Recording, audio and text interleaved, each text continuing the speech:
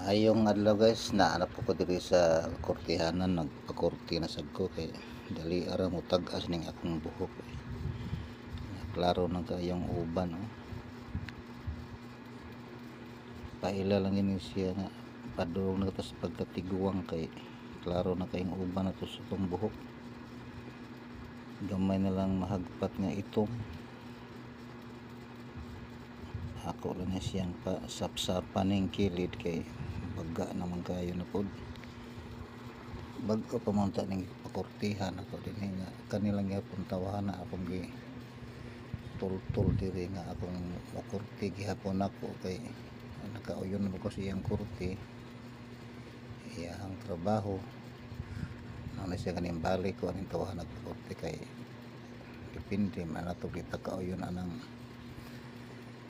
mangurtihay di matambalik pero nakauyon ko siyang agi mao ni nga ni balik ko diri nagpakurti ko balik kaning tawahan na kay ganahan ko siyang agi niya ngayon pud ko gamay mao ni siya nga ako din gibalik diri semi plata pa ning ako ang gi pakurti sa kuang kuan guys kay sama ni nga tag-as na manig buhok kaya ako na siyang pa kuanon pa papintala na sad kay aron mawawa ang uban ba na